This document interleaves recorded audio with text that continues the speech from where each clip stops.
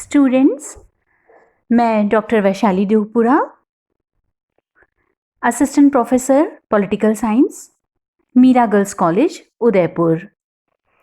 आज हम लोग चीन की विदेश नीति का अध्ययन प्रारंभ करेंगे। इससे पूर्व हमने रशिया की फॉरेन पॉलिसी पढ़ी थी और जहाँ तक मैं सोचती हूँ बच्चों आप समझ गए होंगे कि विदेश नीति का क्या अर्थ होता है। आज हम लोग जो चाइना की विदेश नीति पढ़ेंगे उसकी पृष्ठभूमि में मैं आपको बताना चाहती हूँ। सेकेंड वर्ल्ड वॉर से पहले चाइना को एशिया का रोगी कहा जाता था। ब्रिटेन, फ्रांस, अमेरिका, जापान जैसी शक्तियों ने चाइना का बहुत राजनीतिक और आर्थिक शोषण किया था। लेकिन 1949 की साम्यवादी क्रांति जो कम्युनिस्ट रिवॉल्यूशन हुआ था उसके बाद विश्व राजनीति में एक महाशक्ति के रूप में चाइना का उदय हुआ। आज चीन पश्चिमी देशों के साथ बराबरी पर है। न्यूक्लियर भौतिकी के क्षेत्र में, अर्थव्यवस्था के क्षेत्र में आर्थिक व सामरिक शक्ति संपन्न है, परमाणु हथियारों से परिपूर्ण है। चाइना की बढ़ती हुई शक्ति के परिप्रेक्ष्य में जॉन हे ने कई सालों पहले कहा था कि विश्व की शांति चीन पर निर्भर करती है और जो कोई चीन को समझ सकेगा उसी के हाथ में आगामी 5 शताब्दियों तक विश्व राजनीति की कुंजी होगी। इसका मतलब चाइना का जो पावर है उसका अंदाज़ा कई पहले जो पॉलिटिकल एनालिस्ट हैं, जो विद्वान थे, उन लोगों द्वारा लगा लिया गया था। आज चाइना अंतर्राष्ट्रीय राजनीति के मंच पर अपना एक विशेष स्थान रखता है। चाइना की मजबूत अर्थव्यवस्था है और पश्चिमी देशों ने हमेशा चाइना के मार्केट को चाहा है क्योंकि चाइना की पॉपुलेशन बहुत ज़्यादा है। तो चाइना जो है विश्व राजनीति पर कई मोड़ उसके सामने आए, कई परिस्थितियां उत्पन्न हुई। चाइना एक महाशक्ति के रूप में स्थापित हुआ। साम्यवादी क्रांति से पहले चीन की गणना द्वितीय श्रेणी के राष्ट्रों में की जाती थी, लेकिन साम्यवादियों के नेतृत्व में एक शक्तिशाली और सुसंगठित चीन का अभ्युदय हुआ और चाइना आज एक विश्व राजनीति में एक अपना महत्वपूर्ण स्थान रखता है। नवीन शक्ति संतुलन स्थापित हुआ क्योंकि पहले विश्व युद्ध के बाद संसार का एकमात्र साम्यवादी देश सोवियत संघ था। चाइना के साम्यवादी बन जाने से रूसी गुट की शक्ति में असाधारण वृद्धि हुई थी और जो विश्व का शक्ति संतुलन था, जो पहले जनसंख्या और क्षेत्रफल की दृष्टि से अमेरिका के पक्ष में था, वह बाद में सोवियत गुट के पक्ष में हो गया था।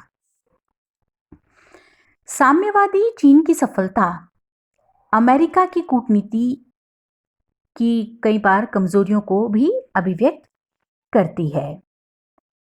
चीन के सेनापतियों की अयोग्यता के कारण संघर्ष में बहुत सी सैनिक सामग्री लड़ाई की लूट के रूप में साम्यवादी चीन को प्राप्त हुई थी।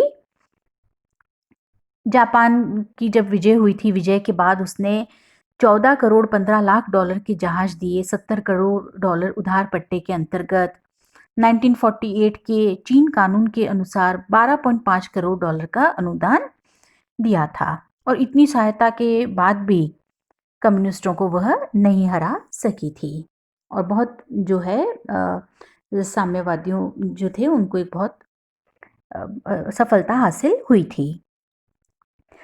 पश्चिमी गुट की नीति में कुछ महत्वपूर्ण बुनियादी परिवर्तन हुए, जैसे एशिया में कम्युनिज्म के प्रसार को रोकने के लिए अमेरिका ने सैनिक संधियां करने तथा सीटों बनाने की नीति स्वीकार की। अमेरिका ने फार्मोसा में चियांग सरकार की रक्षा को अपना उत्तरदायित्व मान लिया। इसके अभ्युत्थान ने संयुक्त राज्य अमेरिका को भारत तथा जापान के उद्योग धंधों के विकास के लिए तथा पूरब में इन्हें लोकतंत्र का दुर्ग बनाने के लिए बड़े परिणाम में सहायता देने को बाधित किया है। अमेरिका ने यह भी निश्चय कर लिया कि आवश्यकता पड़ने पर वह स्वयं अपने सैनिक साधनों से भी प्रत्यक्ष रूप से साम्यवादी प्रसार का विरोध करेगा। इसी निश्चय के कारण उसने 1950 में दक्षिण कोरिया की रक्षा के लिए अपनी सेनाएं भेजी। सोवियत संघ के लिए चीन में साम्यवादियों की विजय एक वरदान भी थी और अभिशाप भी। वरदान इसलिए क्योंकि इससे साम्यवादी गुट की जनसंख्या, शक्ति, साधन, स्रोत में बहुत वृद्धि हुई। लेकिन चीन में साम्यवादियों की विजय से एक यह संभावना भी बन गई कि चीन साम्यवादी गुट के नेतृत्व के लिए सोवियत संघ का प्रतिद्वंदी बन सकता है, और बाद में ऐसा हुआ भी और दोनों में गंभीर मतभेद भी उत्पन्न हुए। संपूर्ण एशिया पर क्रांतिकारी प्रभाव।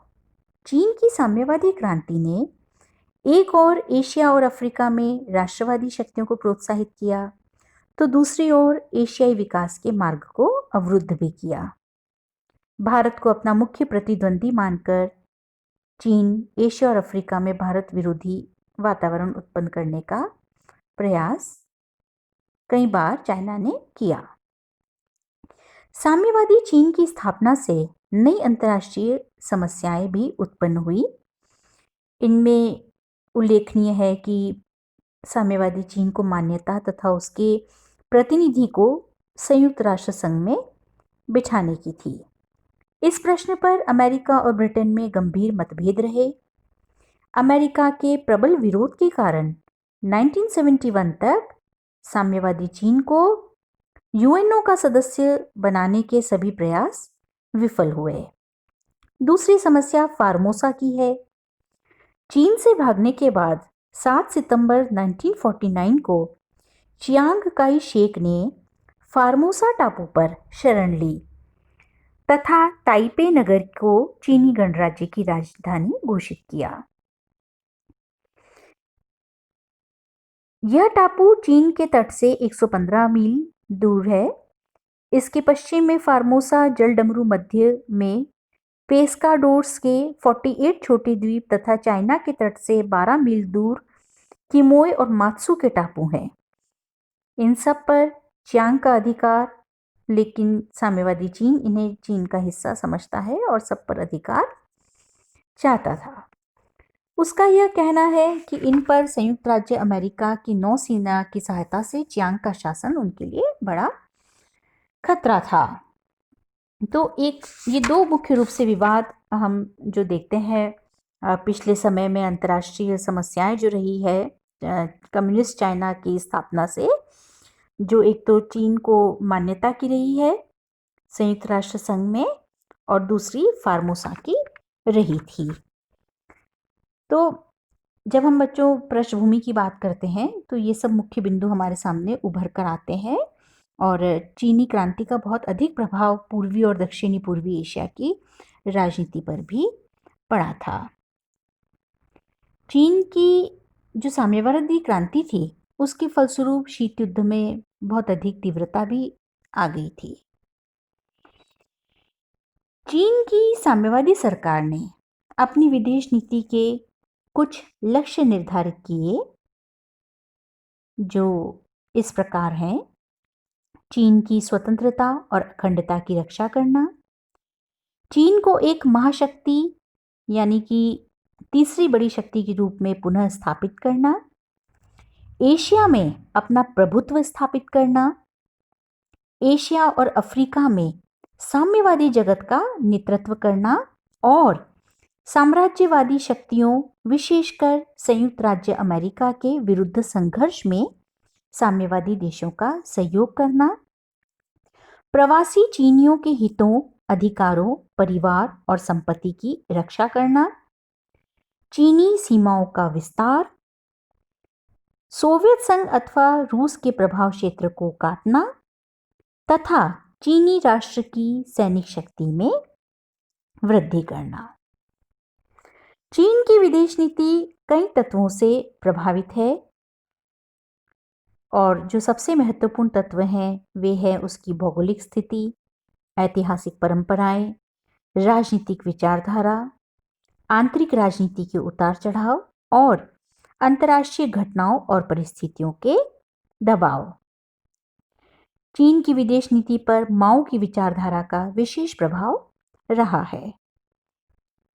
चीनी विदेश नीति का पहला प्रेरणा स्रोत उसके नेताओं का अगाध विश्वास कि चीन एक महाशक्ति है। दूसरा जो प्रेरक तत्व है वह है उग्र राष्ट्रीयता। चीनी शासक चंगेज खां और कुबालिया खां की विस्तारवादी नीति के पोषक थे। उनका अपनी राष्ट्रीय सीमा का कोई स्पष्ट मानचित्र नहीं है। स्वराष्ट्र की श्रेष्ठता पर राष्ट्र विरोधी परंपरागत भावना और वृहद चीनी साम्राज्य की महत्वाकांक्षा उसे उग्र राष्ट्रवादी बना देती है। तीसरा प्रेरक तत्व राष्ट्रीय हित है। चीन साम्यवाद में विश्वास करता है, लेकिन उसकी नीति का वास्तविक निर्धारण राष्ट्रीय हित के आधार पर होता है। चौथा प्रेरक तत्व परंपरागत प्रवृत्तियों तथा आधुनिक राष्ट्रवाद का है। चीनी सभ्यता और इतिहास कई हजार वर्ष पुराना है।